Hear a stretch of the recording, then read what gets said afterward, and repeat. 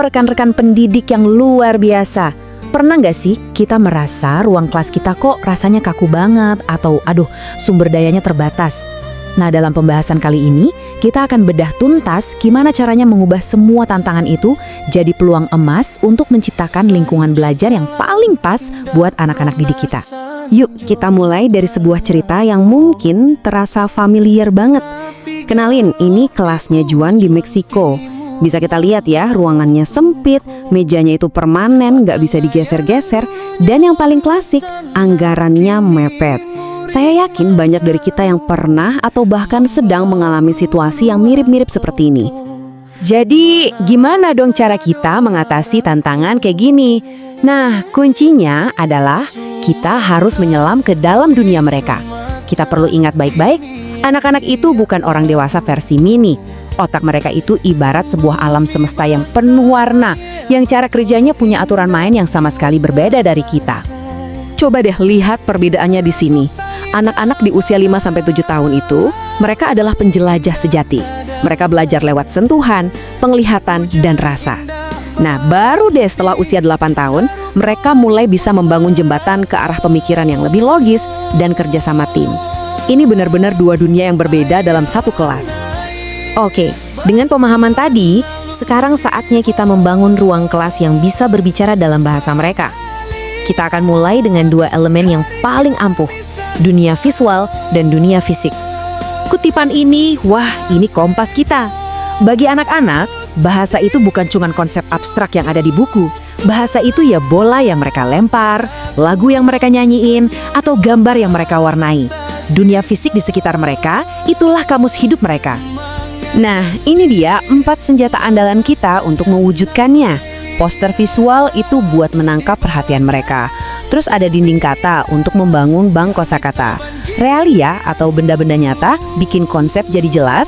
Dan gerakan, itu cara kita mengubah energi mereka yang meluap-luap jadi momen belajar yang seru. Tapi ada satu rahasia penting di sini. Jangan kerjakan semuanya sendirian.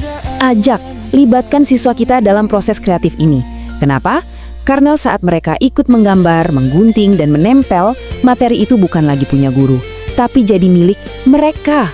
Nah, rasa kepemilikan inilah yang bikin pembelajarannya jadi nempel banget. Yuk kita bedah gimana cara bikin dinding kata yang beneran efektif. Langkah pertama, tentukan strukturnya. Mau berdasarkan abjad atau tema? Bebas.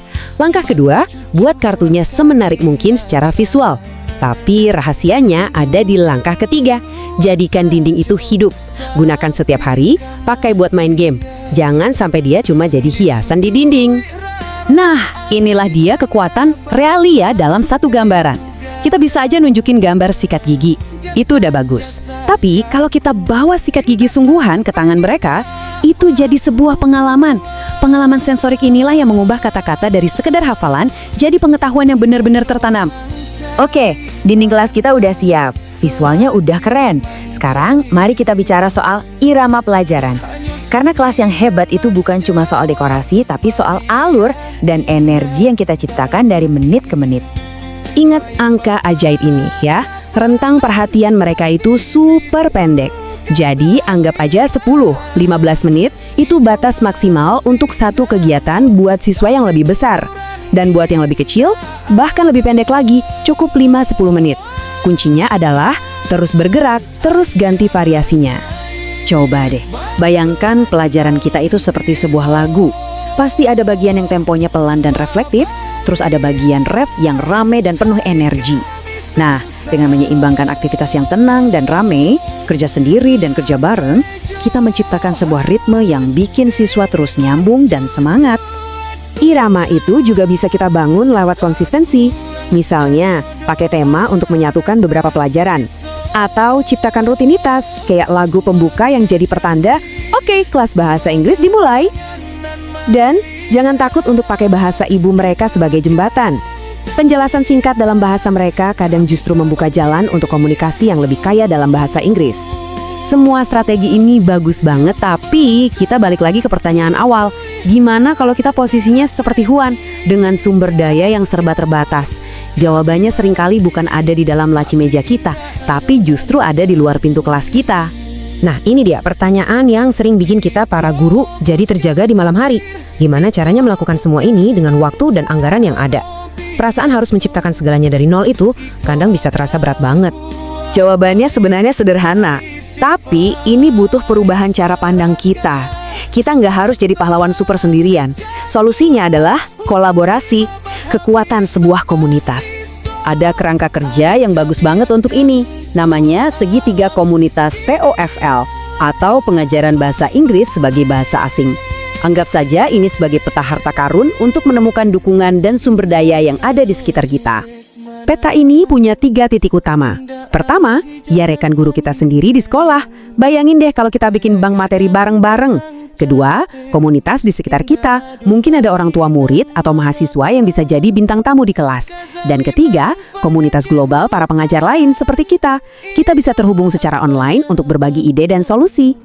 Jadi intinya begini, kita sering meminta siswa kita untuk berkolaborasi, tapi seringnya kita sendiri bekerja dalam isolasi. Padahal sama seperti mereka, kita juga jadi lebih kuat, lebih kreatif, dan lebih tangguh saat kita mengajar bersama-sama. Kuncinya cuma satu, membuka pintu kelas kita. Jadi, sebagai penutup pembahasan kita kali ini, saya mau meninggalkan Anda dengan satu pertanyaan. Bukan tentang merombak seluruh kelas Anda besok, tapi tentang satu langkah kecil saja. Langkah kolaboratif apa yang bisa Anda ambil minggu ini untuk membuat perjalanan mengajar Anda jadi sedikit lebih ringan dan jauh lebih kaya?